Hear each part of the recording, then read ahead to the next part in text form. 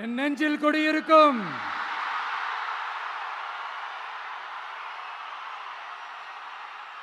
உங்கள் அனைவருக்கும் என்னுடைய வணக்கம்.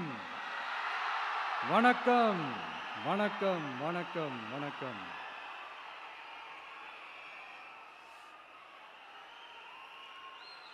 மிக மிக மிக முக்கியமான ஒரு நேரத்தில் நாம இருக்கிறோம்.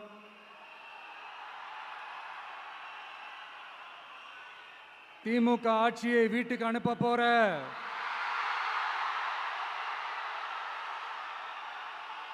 அந்த தேர்தலோட கடைசி பிரச்சாரம், ஸ்டாலின் சாரை வீட்டுக்கு அனுப்ப போற அந்த தேர்தலோட கடைசி பிரச்சாரம்,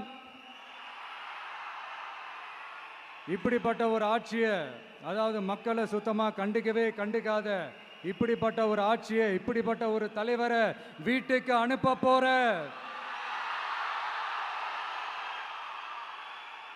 அந்த தேர்தலோட கடைசி பிரச்சாரம். ஆமா, பின்ன இப்படிப்பட்டவங்களை வீட்டுக்கு அனுப்பாம பின்ன என்ன கோட்டைக்கு அனுப்புவாங்க? எத்தனை எத்தனை பொய்யான வாக்குறுதிகள், பொய்யா சொல்லி மக்களை ஏமாத்திக்கிட்டு அவரோட லைஃபை மட்டும் நல்லா உயர்த்திக்கிட்டாரு. ஆனால் மக்களோட லைஃபை அவர் எப்படி உயர்த்தினார் தெரியுமா? வீட்டு வரியை உயர்த்திட்டாரு, தண்ணி வரியை உயர்த்திட்டாரு, தொழில் வரியை உயர்த்திட்டாரு, விலைவாசியை உயர்த்திட்டாரு, குப்பைக்கு கூட வரி போட்டாரு. இப்படி மக்களோட கஷ்டங்களை மட்டுமே அவர் உயர்த்தி வச்சிருக்கிறார். இன்னும் ஒரு படி மேலே போய், இன்னும் பல படி மேலே போய், தமிழ்நாட்டில் இதுவரைக்கும் எந்த கவர்மெண்ட்டுமே வாங்காத அளவுக்கு கடன், அவ்வளவு கடனை வாங்கி வச்சுக்கிட்டு அந்த கடன் சுமையும் உயர்த்தி வச்சிருக்கிறார். எவ்வளோ? 5-6 லட்சம் கோடி. இத்தனை லட்சம் கோடியை வாங்கிக்கிட்டு எத்தனை பிரச்சனைகளை சால்வ் பண்ணியிருக்கலாம். அட்லீஸ்ட் நம்ம இளைஞர்களோட அந்த கல்வி கடன் அதை ரத்து செஞ்சிருக்கலாம். சரி, இப்போ நம்ம விக்கிரவாண்டி மாநாட்டுக்கு போவோம்.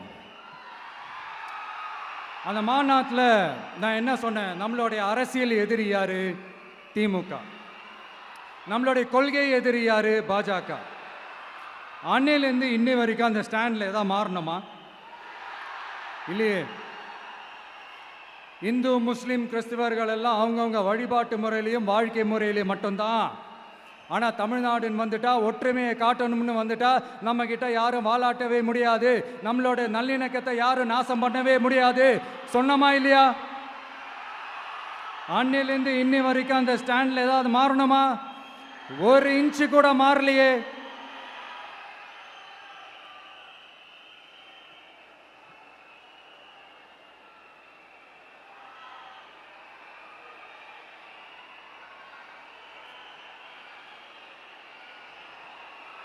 ஒரு இன்ச்சு கூட மாறலையே.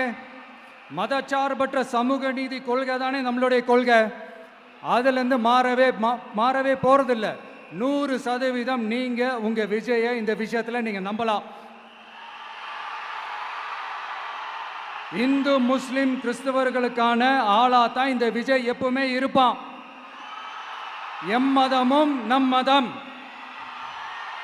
அப்படின்ற அந்த ஒரிஜினல் முகம் தான் இந்த விஜயனுடைய முகம். இன்னொன்று என்ன சொன்னோம்? A lion is always a lion. சிங்கம் தனியா வந்தாலும் தண்ணி காட்டிடும். இது சும்மா மொரட்டு கான்ஃபரன்ஸ்லாம் சொல்லல. உலகம் பூரா கடவுள் நமக்கு கொடுத்திருக்கிற கோடிக்கணக்கான நம்மளுடைய வகையறாக்கள் நம்மளோட இருக்கிற அந்த கான்ஃபரன்ஸ்ல நான் சொன்னேன்.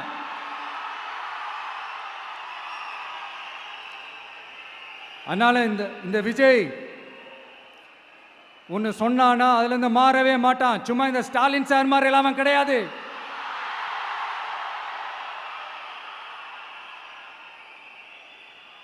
இந்த சிறுபான்மை சகோதரர்களுடைய ஓட்டு வாங்கிறதுக்காக ஒரு பக்கம் கோடி கோடியா செலவு பண்ணி தமிழ்நாட்டு காங்கிரஸ் தூக்கி பைக்குள்ள போட்டுக்க வேண்டியது, இன்னொரு பக்கம் கட்சியை காப்பாத்திக்கணுங்கிறதுக்காக பாஜகவோட மறைமுக கூட்டணியில் இருக்க வேண்டியது, ஒரு பக்கம் கதர் வேஷம் போட வேண்டியது, இன்னொரு பக்கம் காவி வேஷம் போட வேண்டியது. நான் முன்னாடியே சொன்ன மாதிரி திமுகவுக்கும் பாஜகவுக்கும் ஒரு அண்டர் கிரவுண்ட் டீலிங் இருக்குது. எப்போ சொன்னேன்? கிட்டத்தட்ட ஒரு 1.5-2 வருஷத்துக்கு முன்னாடி சொன்னேன். அன்னைக்கு சொன்னது இன்னைக்கு இந்தியா முழுக்க எதிரொலிக்குதா? West Bengal CM Mamata Banerjee madam இதை தானே சொன்னாங்க. இன்ஃபேக்ட் ஸ்டாலின் சார் பேரை மென்ஷன் பண்ணி அந்த குற்றச்சாட்டை சொன்னாங்க. இதுக்கு என்ன சார் பதில் வச்சு சொல்ல போறீங்க? ஸ்டாலின் சார் மக்கள் கிட்ட மாட்டிக்கிட்டு முழிக்கிறாரு. இந்த தேர்தலில் திமுக தோக்க போறது உறுதி.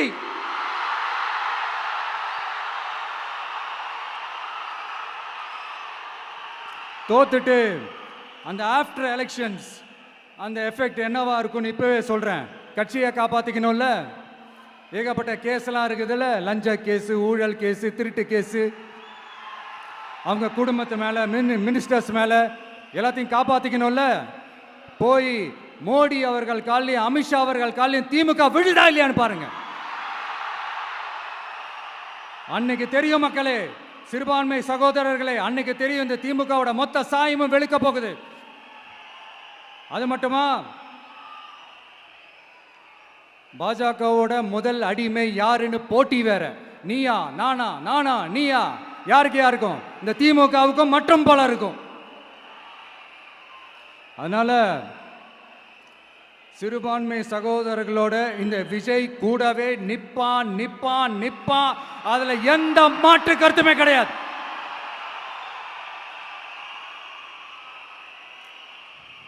இப்ப ரீசெண்டா நிறைய காமெடியெல்லாம் நடக்குதுல்ல. ஸ்டாலின் சாரும் இந்த மற்றும் பலரும் ஒன்னா சேர்ந்துக்கிட்டு இந்த கருத்து கணிப்புன்ற பேர்ல நிறைய அந்த கடுப்புல விட்ட கணிப்பெல்லாம் விட்டுக்கிட்டு இருக்காங்க.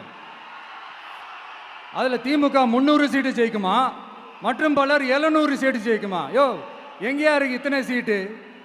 குர்ட்டா மேட்டுக்கு சும்மா அடிச்சு விடுறது. ஒரு தில்லமுள்ளுக்கு ஒரு அளவே இல்லை. 40 வயசுக்குள்ள இருக்கிறவங்க மட்டும்தான் விஜய்க்கு ஓட்டு போடுவாங்களாம். 50 வயசுக்குள்ள இருக்கிறவங்க மட்டும்தான் இந்த விஜய்க்கு போனா போதுன்னு ஓட்டு போடுவாங்களாம். இந்த 40 வயசுக்குள்ள இருக்கிறாங்களா அந்த ஓட்டர்ஸ், அவங்களாம் ரொம்ப கம்மியா. ஆனால் இந்த 50லேருந்து 80 வயசு வரைக்கும் இருக்கிறாங்களே அந்த ஓட்டர்ஸ் ரொம்ப ஜாஸ்தியா. ஆனால் அவங்க யாரும் விஜய்க்கு ஓட்டு போட மாட்டாங்களாம். இப்படி பில்டப் மேலே பில்டப் ஓங்கி மண்டையில நறுக்குன்னு குத்துற மாதிரி நம்ம எலெக்ஷன் கமிஷன் ஒரு டீட்டெயில்டு ரிப்போர்ட் ஒன்று வெளியிட்டிருக்கிறாங்க. அதில் 40 வயசுக்குள்ள இருக்கிற அந்த ஓட்டர்ஸ் 2,37,00,000 சொச்சமா. அதில் 50 வயசுக்குள்ள இருக்கிறவங்களையும் உள்ள சேர்த்துக்கிட்டீங்கன்னா 3,65,00,000 சொச்சமா. அந்த 3,65,00,000 சொச்சத்தில் 50 வயசுக்குள்ள இருக்கிற நம்மளோட அக்கா தங்கச்சிங்க மட்டும் எவ்வளவு தெரியுமா? 1,77,00,000 சொச்சமா. எங்கடா போனீங்க கடுப்புல விட்ட கணிப்பாளர்களே? எங்க போனீங்க? சும்மா டர்னா டர்தான்.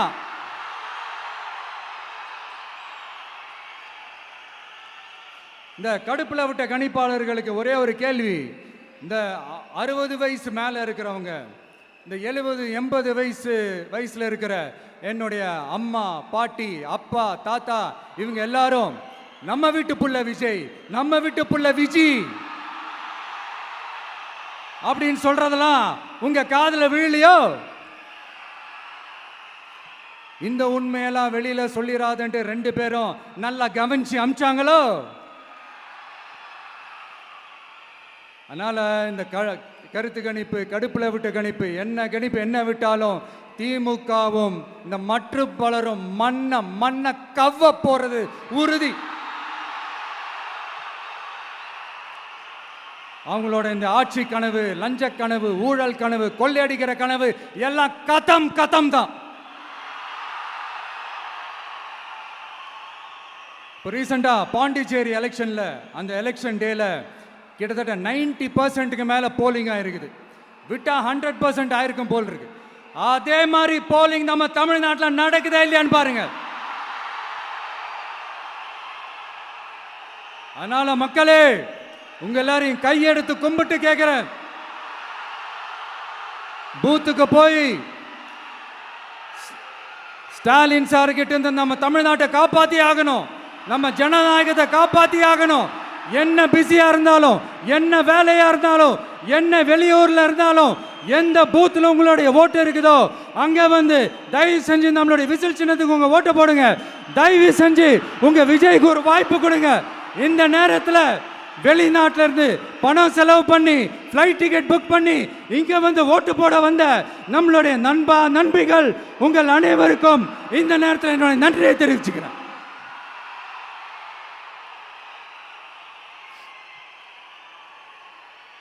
அடுத்து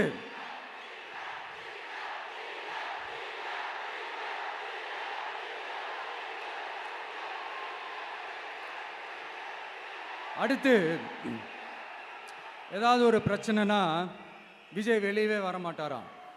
இது யார் சொல்றா? இந்த மற்றும் பலர் கட்சியில் ஒருத்தர் இருக்கிறார்ல, 10 தடவை தோத்து போனாரு,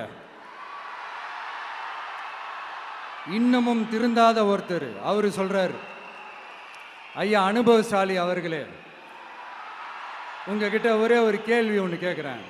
இந்த சேலத்துக்கு பக்கத்தில் இருக்கிற அந்த தொகுதியில் மட்டுமே போய் பதுங்கிக்காம தமிழ்நாட்டில் வேற ஏதாவது ஒரு தொகுதியில் நின்று உங்களால் ஜெயிச்சு காட்ட முடியுமா? சாரி முதல்ல நிற்க முடியுமா? முதல்ல அதை செஞ்சுட்டு அப்புறமா இந்த விஜயை பற்றி பேசுங்க பாஸ். சும்மா நசன்னு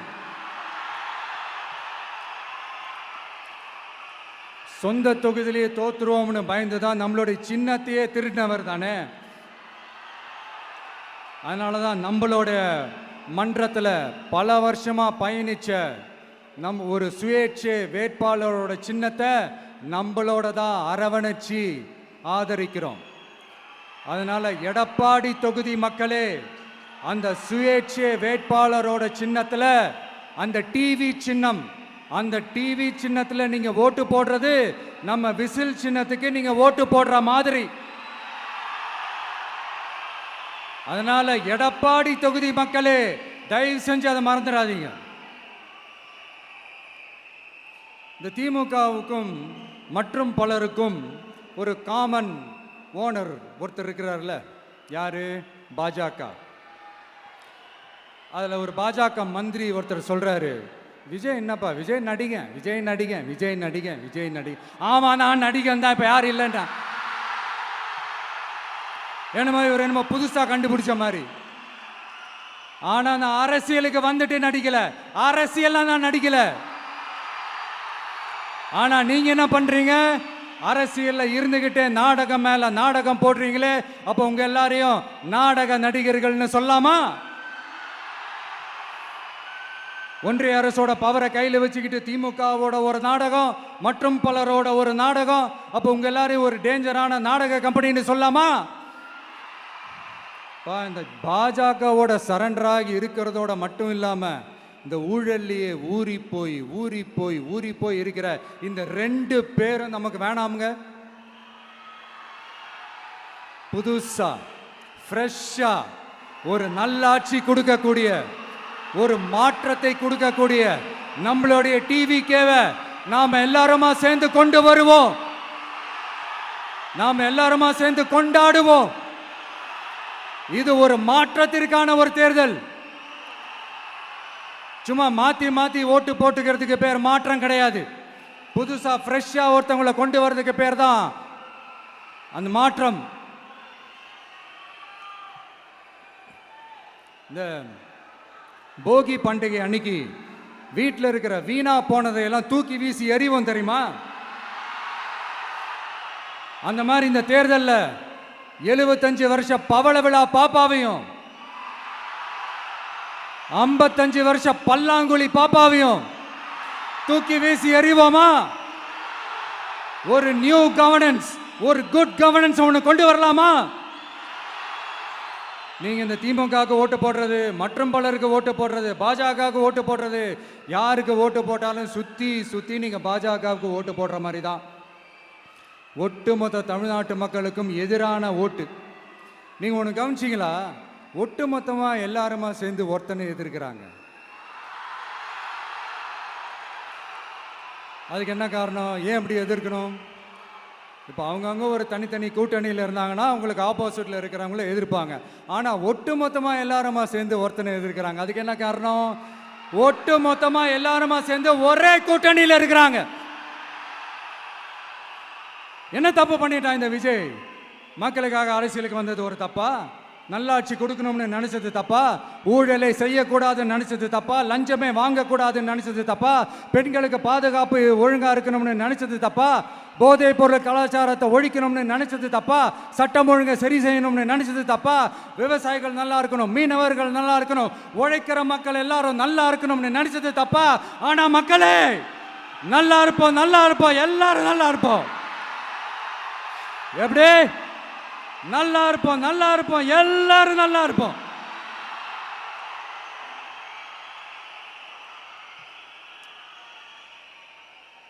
இந்த நேரத்தில் ஒவ்வொரு வீட்டில் இருக்கிற என்னுடைய குட்டி நண்பா நண்பீஸுக்கு ஒரு ரிக்வெஸ்ட்.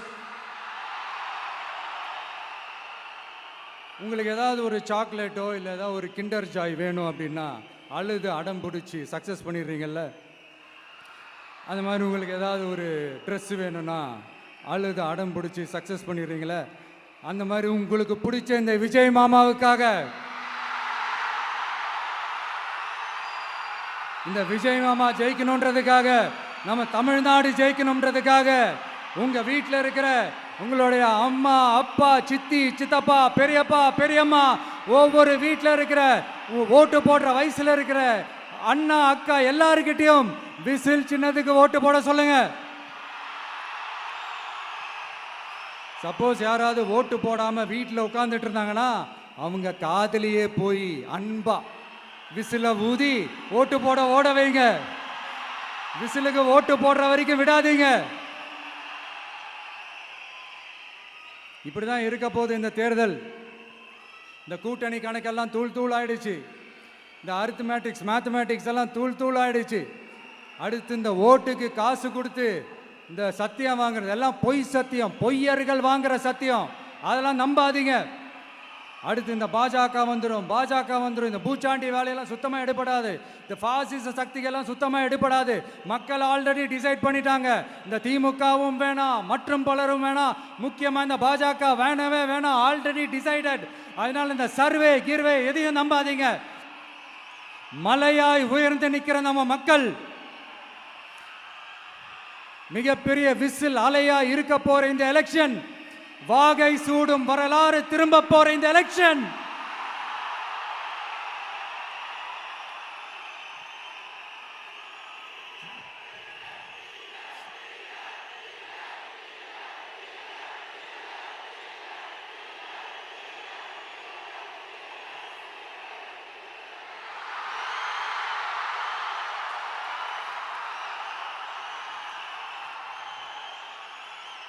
அதனால சார், ஸ்டாலின் சார்,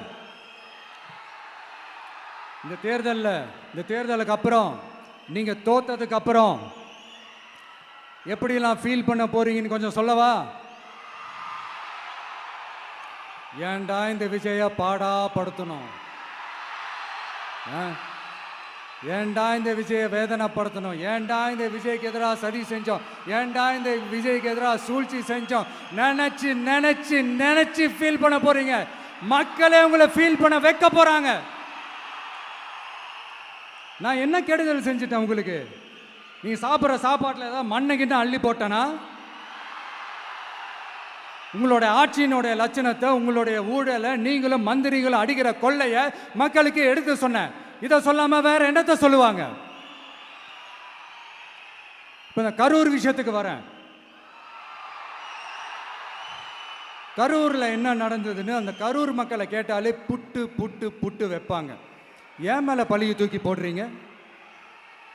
என்னமோ நாங்கள் அரசியலே பண்ண மாட்டோம், இந்த விஷயத்துலலாம் நாங்கள் அரசியலே பண்ண மாட்டோம்னு வீடியோ போட்டுவிட்டு போய் சட்டசபையில் உட்காந்துக்கிட்டு ஏன் மேலே பழியை தூக்கி போடுறீங்க? லேட்டாக வந்துட்டாருன்னு. போலீஸ் கொடுத்த டைமில் நாங்கள் இருந்தேன். நாமக்கல்லேருந்து கரூர் வர வழியில் இருந்த மக்கள் எல்லாரையும் நான் என்ன அம்போன்னு விட்டுட்டு வர சொல்கிறீங்களா? நாமக்கல்லேருந்து கரூருக்கு நான் எப்படி வந்தேன், எவ்வளோ நேரத்தில் வந்தேன், உலகமே லைவ்ல பார்த்துக்கிட்டு இருந்தது.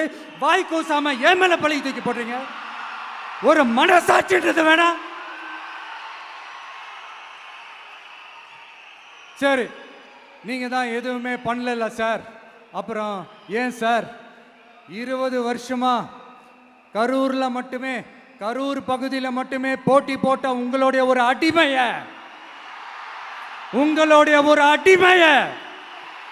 ஏன் கோயம்புத்தூர் வரைக்கும் ஓட வச்சீங்க?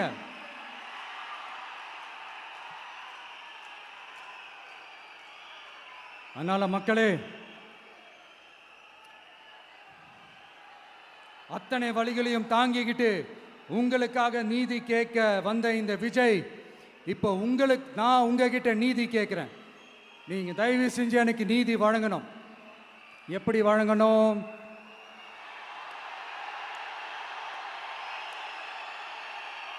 நாளைக்கு ஏப்ரல் 23ஆம் தேதி சும்மா காலங்காத்தால பக்காவா ரெடி ஆயிட்டு ஓட்டர் ஐடி கார்டை கையில எடுத்துக்கிட்டு வீட்டில் இருக்கிற சாமியெல்லாம் நல்லா கும்பிட்டுட்டு உங்க பக்கத்து வீட்டுக்காரங்க, ஏத்து வீட்டுக்காரங்க, அங்கிள் ஆண்டி எல்லாரையும் சந்தோஷமா கூட்டிட்டு முதல்ல பூத்துல போய் நின்று அந்த விசில் சின்னத்துக்கு நேரா இருக்கிற அந்த பட்டினை ஒரு அழுத்துங்க.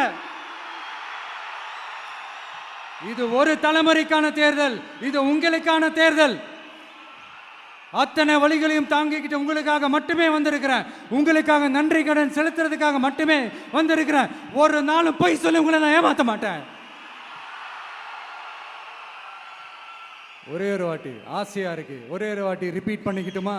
கடைசியா இந்த 4 முனை போட்டி, 40 முனை போட்டி, எத்தனை முனை போட்டி, எத்தனை உருட்டினாலும் இங்க 2 முனை போட்டி தான். ஒன்று இன்னொன்னு எஸ், ஒன்னு டிவிகே, இன்னொன்னு டிஎம்கே. மக்கள் விரோத ஆட்சி நடத்துற ஸ்டாலின் சார் வேணுமா? மக்களை நேசிக்கிறவங்க விஜய் வேணுமா? அவ்வளவுதான் இந்த எலெக்ஷனு. அதனால உங்க பிள்ளைக்கு, உங்க மகனுக்கு, உங்க அண்ணனுக்கு, உங்க தம்பிக்கு, உங்க விஜய்க்கு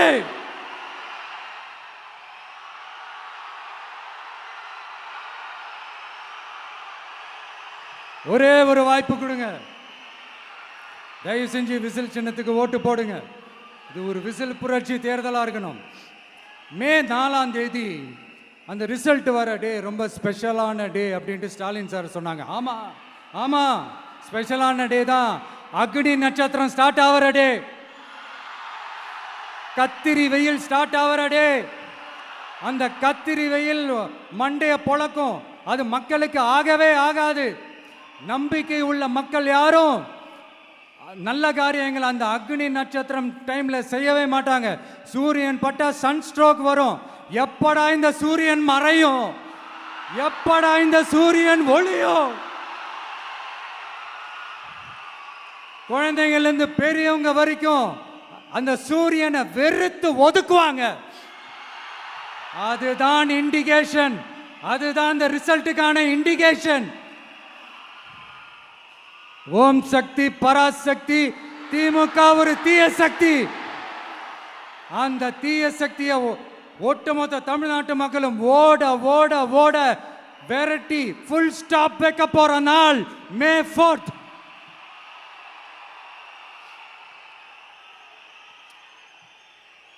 நம்ம ஆட்சிக்கு வந்த அடுத்த நிமிஷம் என்ன செய்ய போறேன்னு சொல்றேன்.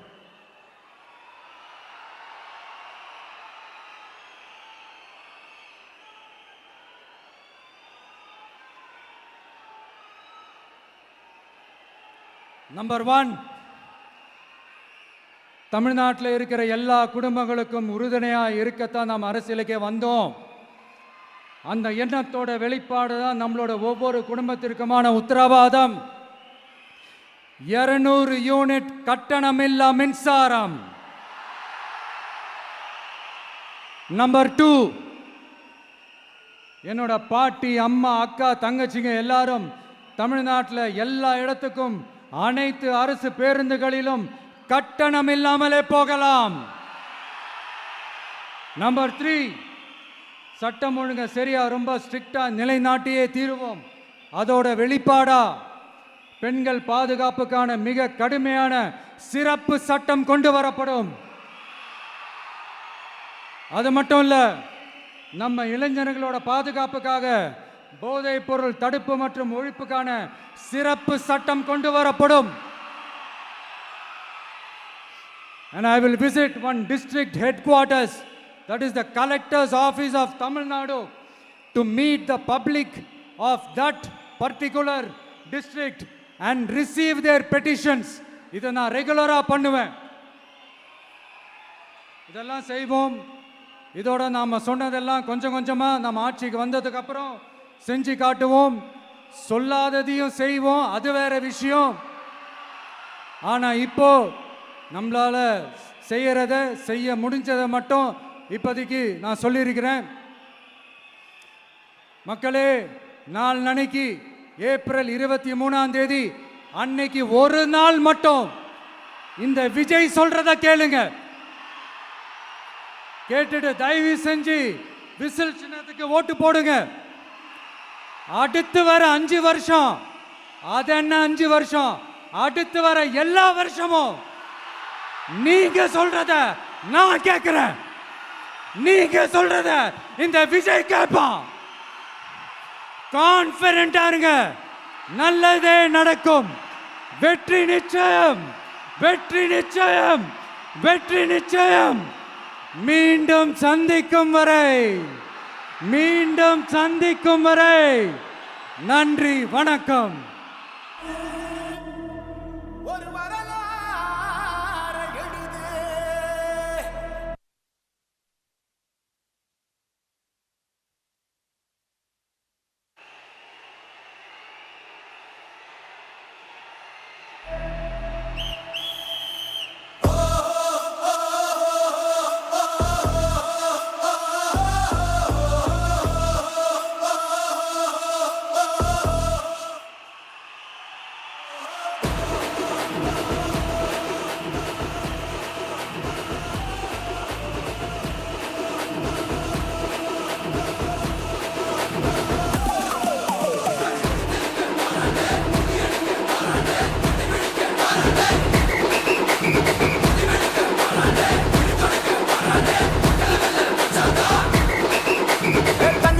படிச்சு வரான், விசில் ஒண்ணு அடிச்சு வரான், தடைய வச்சா உடச்சு வரான் தளபதி. தப்பு நடந்தா உருமு சின்ன, வெற்றி அடைஞ்சா ஒலிக்கு சின்ன, தளபதிக்கே பிறந்த சின்ன விசிலடி. பணத்தை சேர்க்கும் இந்த அரசியலை தேடி சனத்தை காக்கும் ஒரு தலைவன் வரானே. காசை வாங்கி ஒன்ன வித்துடாம வாணி, ஆசைப்பட்ட தமிழ்நாட்டை தரானே. தமிழ் பொங்காமட்டே, விழி தூங்காதேடா, இந்த வெங்கை பின் வாங்காதேடா. நான் தன்னந்தனியாளு, நீயால நம்ம பாரு.